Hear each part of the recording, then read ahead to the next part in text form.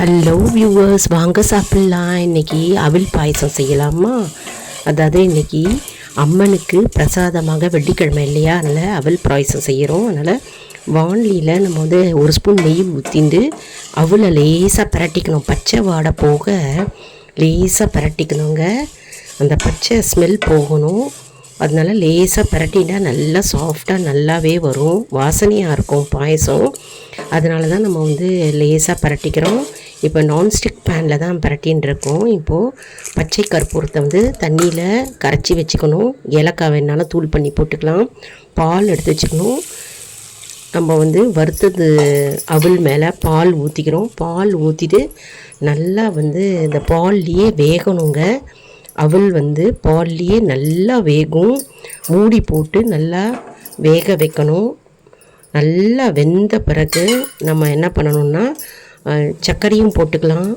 அப்படி இல்லைன்னா இப்போ வந்து பச்சை கற்பூரம் ஊற்றிக்கிறோம். பச்சை கற்பூரம் தண்ணியில் கரைச்சி வச்சுட்டுருக்கோம் இல்லையா, அதை ஊற்றிக்கிறோம். நம்ம வந்து சர்க்கரையும் போட்டுக்கலாம். இல்லைன்னா வெள்ளை பாகுன்னா பாகு எடுக்கக்கூடாது. வெள்ளத்தை வந்து இப்போ கரைச்சி வச்சுட்டுருக்கேன். வெள்ளத்தை வந்து வெள்ளை கரைச்சலை அப்படியே அதில் போட்டுக்கிறோம். அதாவது ப்ரௌனிஷ் கலராக இருக்கும், ஒரு மாதிரி நல்லாயிருக்கும். அதனால் வெள்ளை கரைச்சலை போட்டுக்கிறோம். நீங்கள் வேணாலும் சர்க்கரையும் போட்டுக்கலாம், ஆப்ஷனல் தான், ரெண்டும் போட்டுக்கலாம், எது வேணாலும் போட்டுக்கலாம். இப்போ வெள்ளை கரைச்சலை போட்டு நல்லா கொதிக்க வைக்கிறோம். அப்புறம் முந்திரி திராட்சையை வந்து நெய்லியே வறுத்துட்டு போட்டுக்கணுங்க. நான் இன்றைக்கி பச்சை கற்பூரம் போட்டுட்டேன். நீங்கள் ஏலக்காய் பொடி கூட போட்டுக்கலாம். ஏலக்காய் பொடி போட்டுனா கமகமான வாசனையாக இருக்கும். இல்லை ரெண்டுமே போட்டுக்கலாம், பச்சை கற்பூரம் ஏலக்காய் பொடி போட்டுக்கலாம். அப்புறம் ஃபுட் கலர்ஸ் வேணுனாலும் போட்டுக்கலாம். ஆரஞ்சு, ரெட்டு, என்ன கலர் வேணுனாலும் போட்டுக்கலாம். அப்படியே கலரே இல்லாமல் இருந்தாலும் நல்லாயிருக்கும். இப்போ பாருங்கள், நான் வந்து வெள்ளை போட்டதுனால ஒரு மாதிரி கோல்டன் ப்ரௌனில் இருக்குது பாருங்கள். லைட்டு கோல்டன் ப்ரௌனில் இருக்குது பாருங்கள். அருமையாக இருக்குது பாருங்கள். அவல் பாயசம் ரொம்ப சூப்பராக இருக்குங்க. அந்த பால்லையே கொதிக்கிறதுனால சைடில் இருக்கிற அந்த ஏடு மாதிரி வரும். அந்த ஏடெல்லாம் எடுத்து உள்ளுக்குள்ளே தள்ளி விடணுங்க.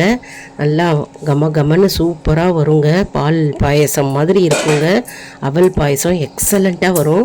இன்றைக்கி வெள்ளிக்கிழமை, அதனால் அம்மனுக்கு நம்ம நைவேத்தியமாக வீட்டில் வந்து படைக்கலாம்.